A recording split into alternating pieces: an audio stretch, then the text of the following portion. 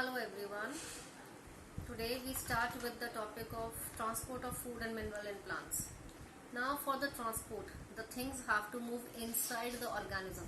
So all the organisms, they have their own way of transporting the things, that is food, water, oxygen, waste material, nutrients. All these things move from one part of their body to another part through the transporting system. Now this transporting system in all the organisms, they can be one-celled, they can be many-celled.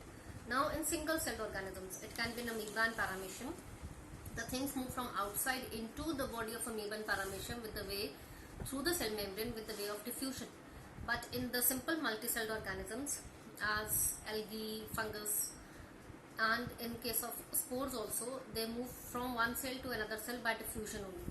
But when we talk about the different parts of the multi-celled organisms in complex plants and animals, they have their own way to transport. They have to transport nutrients and food from one part of body to another, and they have to transport the nitrogenous waste material and carbon dioxide from the body cells to the excretory organs.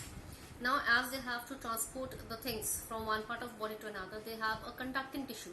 This conducting tissue is also called as vascular tissue or the transporting tissue. Now this transporting tissue or the vascular tissue in plants is made up of two parts, the xylem and the phloem.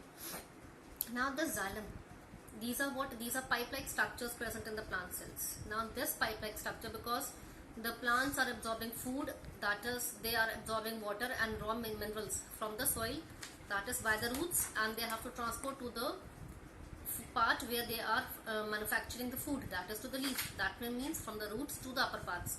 So they have to connect the roots to the leaves with the help of a stem. Now this transporting system is continuous channel from the root to the leaves.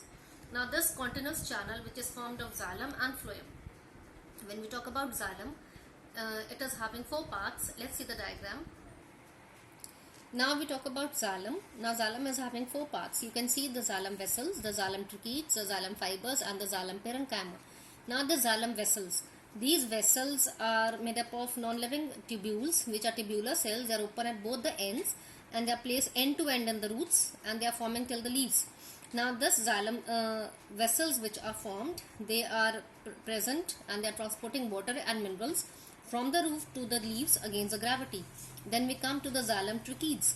Now this tracheids is also non-living parts, elongated cells. They have pointed ends and they have pits, openings in them, and the xylem tracheids are also conducting water and minerals.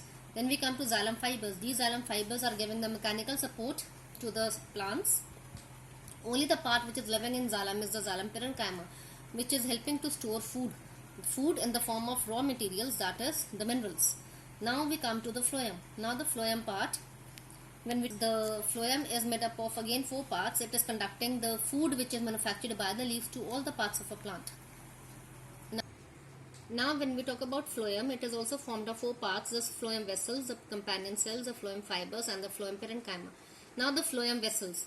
These vessels are also called as sieve tubes. They are present in the center, and these tubes are cylindrical, they are thin-walled, they are living cells, and they are placed end to end. But when they are placed end to end, their end walls get perforated, porous, and they form perforated sieve plates through which the food can be transported from one part of body to another.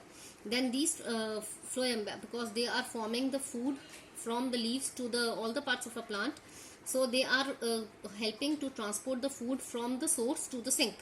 Now we come to companion cells. Companion cells also help in loading and unloading of the food. Then we have the fibers of the phloem, and these fibers are again helping to give the mechanical support. And again the phloem parenchyma. This is helping to store food in them. Now when we talk about the transport of the cells from the roots to leaves, this absorption is taking up, this transport is occurring at three phases. Very first we talk about is from the soil to the root. So this absorption is through a single cell, that is at one cell stage. Then we come to the second stage, that is from the roots epidermis to the inner parts of the root, that is cell to cell osmosis occurs, cell to cell diffusion occurs, and this transport is a short-term transport. Then we come to long-term transport, long distance transport, in which it is from the roots to the leaves. Thank you so much.